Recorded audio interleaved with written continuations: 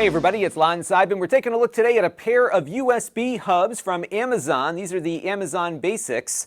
Now both of these are USB 3.0 hubs, and both of them are 4-port hubs, but they do look a little differently. So this one is rounded, and this one, which just cost a little bit more, has 4 ports in sequence here, but they're both very small and very portable. And what I thought I would do is hook these up to a PC and see how they perform here in just a second. But I do want to let you know, in the interest of full disclosure, that both of these hubs came in free of charge through the Amazon Vine program. However, all the opinions you're about to hear are my own. Nobody is paying for this review, nor is anyone reviewing or approving what you're about to see before it was uploaded. So let's get into it now and see what these hubs are all about. And guess what? There is actually a difference between the two, so let's get to it. Now, physically, these are very different from each other. We've got one that's kind of inline here and the other one circular.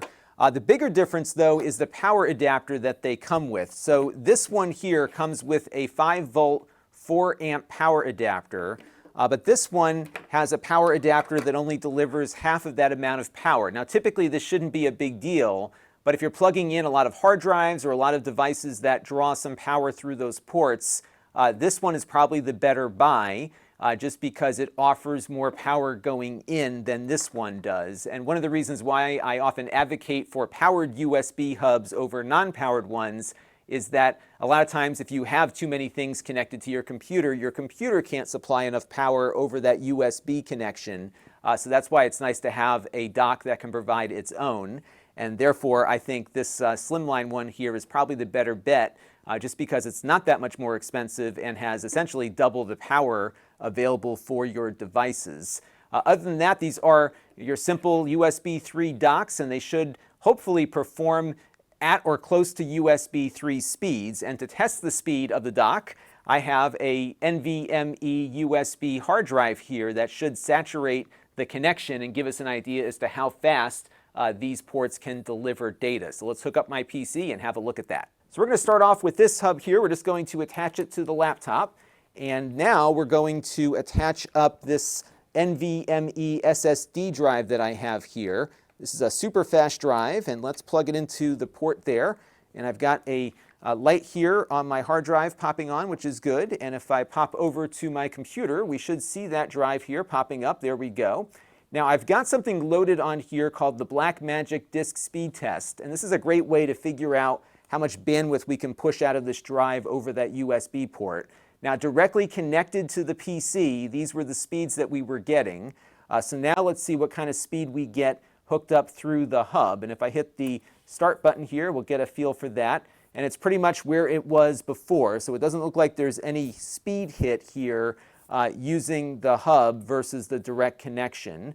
So that is good to see there. So it looks like we're getting the full USB 3 speed out of this hub. One thing to note, though, is that if I plugged in additional devices into the hub here and started pushing things as hard as I'm pushing it right now, we would see that drive speed decrease because all of the devices are sharing a single port, namely the one that they're connected to here on the computer. So that will certainly slow things down if you are transferring a lot of files back and forth between devices or hooking up some additional Ethernet cables or something like that.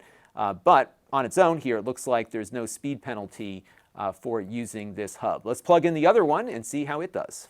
All right, so we've got the round one here ready to go. We're just going to repeat the process we did before. We're going to plug it into the side of the laptop. I will note that the round one here doesn't have any little rubber feet or anything on the bottom to keep it from sliding around, and it's been escaping my grasp occasionally here on this very slippery desk, so just be aware of that. We're going to plug the hard drive in, and that should get detected. There we go. All right, so we're all mounted up and ready to go. And I'm just going to start that disk speed test again. And it looks like this hub is performing pretty much the same as the other one, which is great. Now, one of the things you'll note on the Amazon product page is that it says it can only do a gigabit per second per port.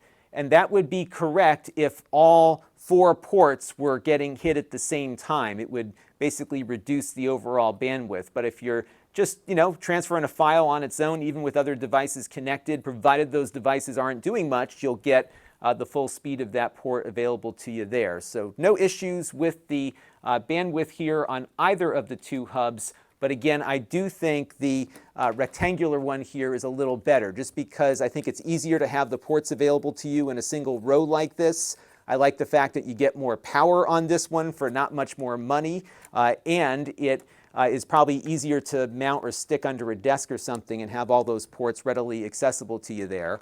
But if you see some value in having a circular connector, maybe for some larger USB dongles or something like that, you can certainly fit larger devices next to each other on here, given that there's a good amount of space between the ports on it. But either way, they seem to be performing quite well, but again, you'll get a little more power delivery out of this one. That's going to do it for now. Until next time, this is Lon Seidman. Thanks for watching. This channel is brought to you by the Lon.TV supporters, including gold-level supporters, the Four Guys with Quarters podcast, Tom Albrecht, Rick Vestudo, Chris Allegretta, and Kalyan Kumar. If you want to help the channel, you can by contributing as little as $1 a month.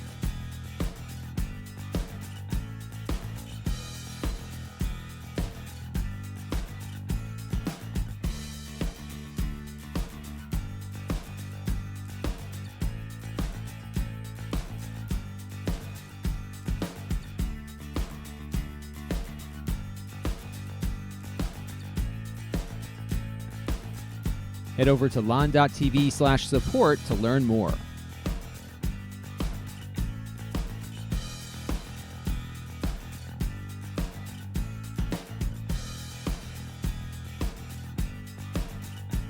And don't forget to subscribe. Visit lon.tv/s.